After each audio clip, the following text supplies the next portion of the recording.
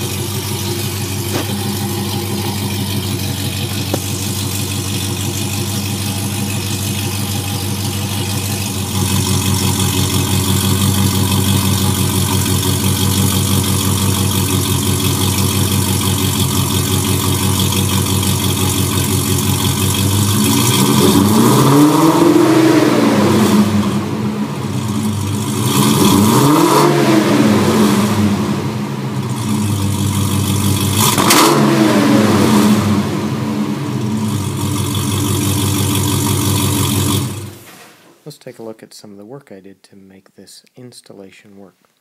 I went with a pipe stainless exhaust system.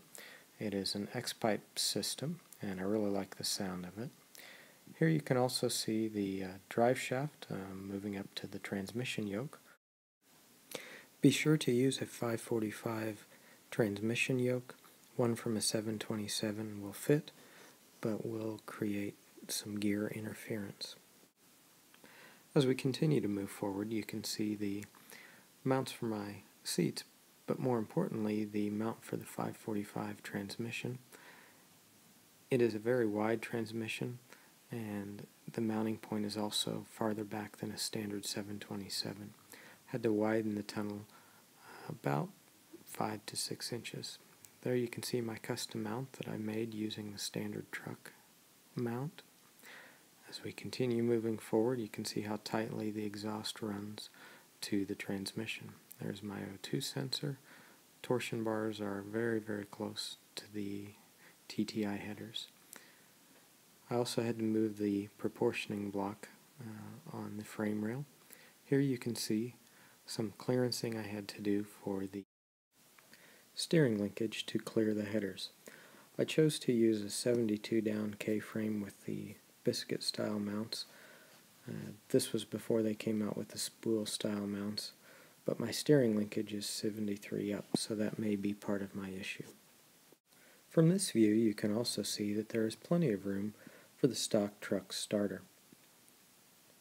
As we move over to the other side, you'll see where I notched the K-frame for my oil filter.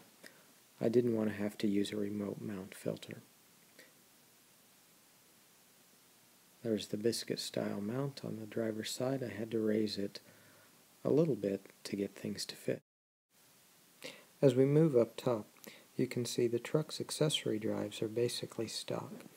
I did use a Durango fan clutch instead of the truck to give enough spacing. Here you can see the air filter. That's just a temporary setup. From this view we can also see an adapter I had to use for the heater hose lines, as well as the flex line I use for the lower radiator hose. Moving around, you can see I used a aftermarket fan that's reverse rotation. Looking down, you can also see how tight the clearance is for both the valve covers and the torsion bars. As we move across the top of the engine, you can see I had to bend the transmission dipstick tube. Clearance is fairly tight but manageable. Moving over to the driver's side, you can just catch a glimpse of the custom pulley I made to replace the power steering pump, as well as the flex line there again on the radiator. Clearance around the manual steering box is extremely tight. I went with a Flaming River manual box. Everything else is stock. The steering column shaft outer shaft had to be shortened some to move it up towards the firewall, giving enough clearance for the head. Here you can also see my aluminum fuel line connecting to an AN fitting that is a special adapter that will connect to the stock fuel rails. You can also see the special grommet I had to make to run all the wires from the computer through the firewall. One of the unique things I chose to do with this project was retain as much of the evaporative emissions equipment from the truck as possible.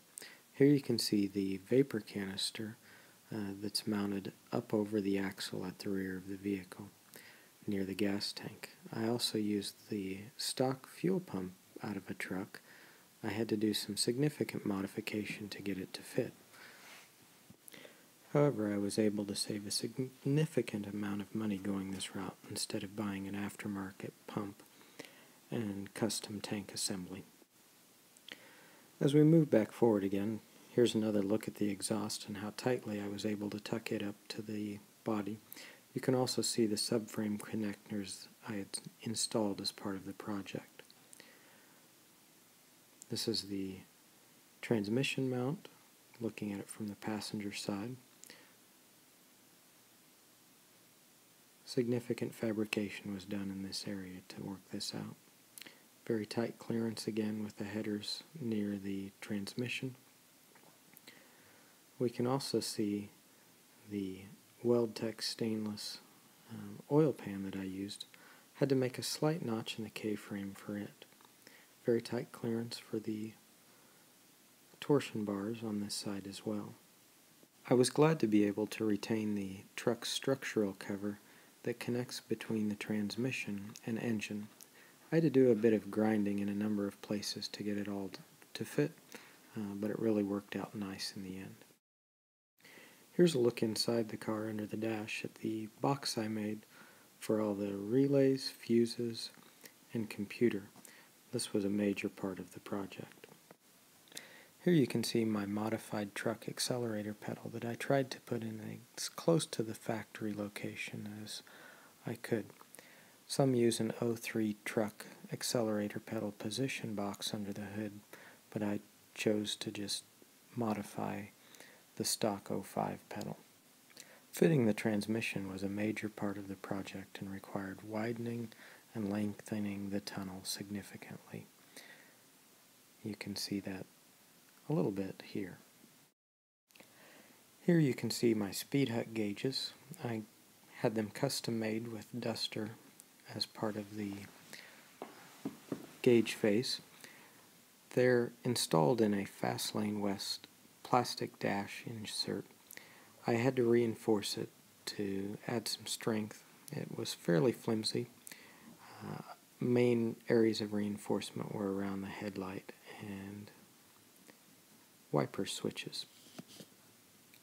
Overall, they worked out really well. Fully electronic, just had to wire in for the signal for each gauge.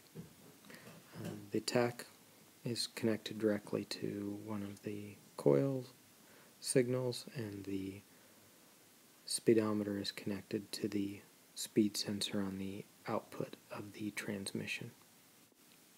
Surprisingly, I was able to get the column shifted automatic transmission linkage to work with just a few little modifications to the linkage down near the transmission. So this is the current state of my car. Still a lot of work to get it on the road as far as paint and body. You can see my seats. They're out of a 03 Sebring convertible, have the integrated shoulder harness. It's one thing I'm really happy with. Lots of work to do though down the road. Just wanted to share my journey with getting a Hemi on the road. I made this video as my way of giving back to the community at fraybodiesonly.com. Really enjoy the information I've been able to find there under the Hemi swap section, and that's been my inspiration, and hopefully what I've done inspires someone else to do the same.